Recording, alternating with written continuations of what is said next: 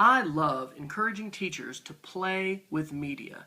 And the reason is simple. As we play with different apps, with different software tools, with different technology tools, we can grow more comfortable with the way that these tools can be used for learning. And play is a very natural part of the learning process, but unfortunately in school, sometimes we don't relegate or give play the important place it needs in our learning process. So by playing with media, we're going to become better communicators. We're going to learn to communicate better, hopefully, with digital text, with images, with audio, and with video. And this is a key part of digital literacy in the 21st century. It's also a key part of meeting the Common Core standards here in the United States. Mapping media means identifying different kinds of media products that students can use to represent what they know. And I really think we need to expand our menu of what kinds of products we can create. Microsoft Office no longer defines digital literacy. It never really did, but today we have a lot more choices. And so the Mapping Media Framework is a set of 12 different tools that students as well as teachers can use to demonstrate knowledge and understanding. And Volume 1 of the Mapping Media ebook series talks about the first 6. Interactive writing, narrated art, radio shows, 5-photo stories, visual note-taking, and narrated slideshows and screencasts. All of these are great products that can be used to demonstrate knowledge and understanding in virtually any content area and grade level. I love the statement, "Your word is your wand." Words are incredibly important and they're incredibly powerful. And we need to help students connect with this idea because whether it's sending a text message, leaving a comment on somebody's Facebook page or Instagram photo or somewhere else, or just saying something in person, face to face, we have very important responsibilities in the ways that we use our words, hopefully to build up, not to tear down, to use our words for good and not for evil.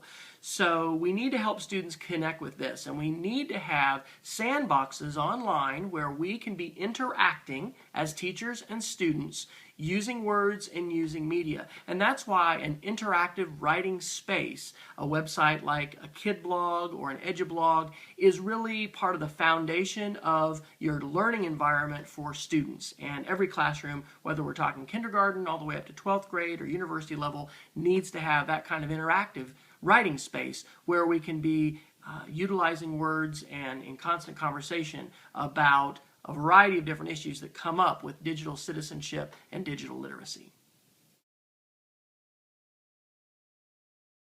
Well, digital portfolios are critically important. They are the way that we collect artifacts that we create over the course of a semester or a year, showing what we know using different kinds of media.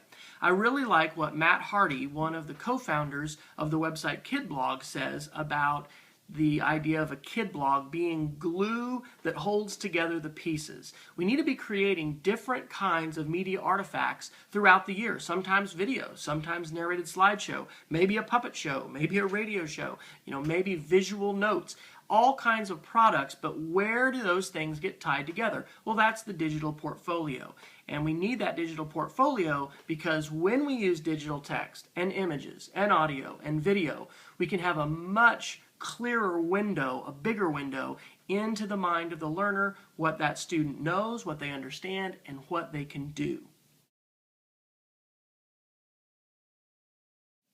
What excites me most about learning today is probably the incredible variety of digital connections that we have that allow us to not only connect to each other, but also to connect to innovative ideas.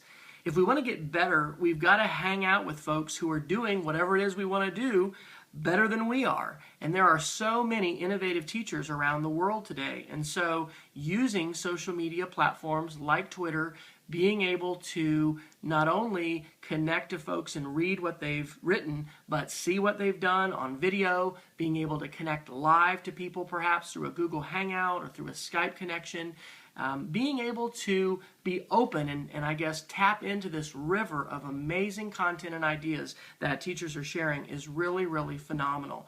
So I'm excited to be a learner today and excited to be on a continuing journey with so many other teachers around the world who are seeking ways to use technology tools and other strategies to better engage students and make the learning process more sticky and transfer better into their long-term memory.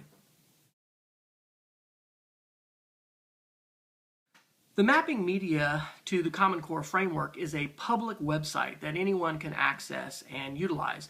And on each product page of Mapping Media, you'll find a definition, some suggested workflows, different tools that you can use for these different products, whether you have an iOS device, a tablet, a laptop, a desktop computer, and sample student projects. Now, I've begun writing a series of ebooks, and the first one was finished in June of 2013, which really go through each of those products in greater detail. And those ebooks are available so that hopefully teachers and administrators and librarians and learners of all different flavors will be able to step through these different products, because I really believe as learners and as teachers we need to broaden the menu, and hopefully the Mapping Media framework will inspire you and your students to have new kinds of products that you'll create together and independently to show others what you know and what you can do.